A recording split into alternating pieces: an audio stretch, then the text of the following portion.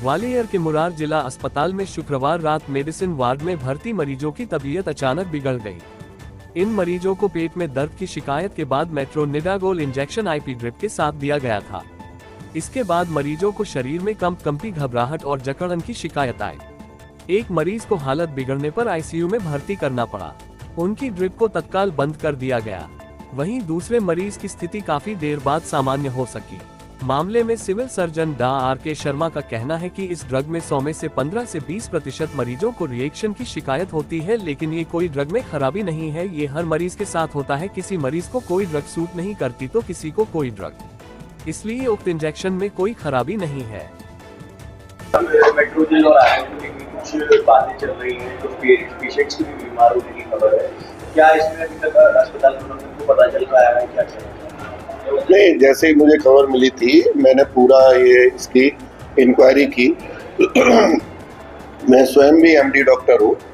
मैंने हर एक वार्ड में हर एक पेशेंट को जाके देखा। ये बिल्कुल भी ड्रग रिएक्शन नहीं है, ये व्यक्तिगत रिएक्शंस है। मेडिसिन वार्ड में 90% पेशेंट इस सीजन में जो आते हैं वो ठंडी देके बुखार वाले आते हैं। किसी को बुखार चढ़ रहा है, किसी को उतर रहा है। आप उसी समय अगर आपने कोई भी बोतल, ये नहीं कि रिंगल लैक्टेट, कोई भी बोतल आप लगाएंगे तो तेजी से घबराहट होगी और ठंडी देके बुखार आए, है ना। तो ये व्यक्तिगत रिएक्शंस है, these are not the drug reaction, है ना।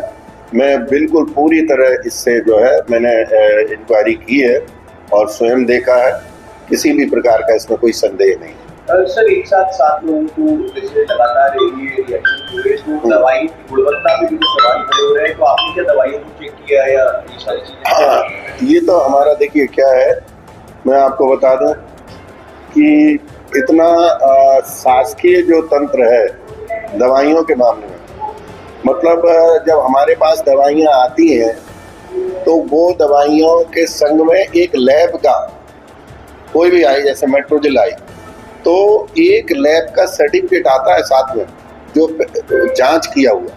फिर एक तो एक चीज़ ये हो गई कि हमेशा टेस्टेड दवाइयाँ ही शासकीय उसमें प्रयोग होती हैं। दूसरी चीज़ कि मध्य प्रदेश शासन से MPHSCL जो है रैंडम सैम्पलिंग कराता है। जो हमारी कलकत्ता, भोपाल, त्रिवेंद्रम, इधर जो 12 लैब हैं, इनको रैंडम सैम्पलिंग, कई बार हमारे पास आता है कि इस बैच नंबर की ये वाली दवाई आप इसको रोकिए और इसको सैंपल में भेजिए जब तक सैंपल की रिपोर्ट नहीं आ जाए।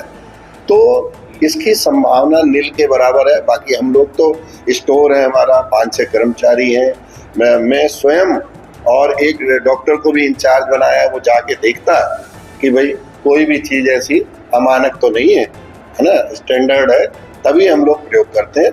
और इस मामले में तो मैं पुनः कहूँगा कि ये सब व्यक्तिगत रिएक्शन है ना, क्योंकि केवल मेडिसिन डिपार्टमेंट में हो रहे हैं और भी 18-17 डिपार्टमेंट है, कहीं नहीं हो रहे।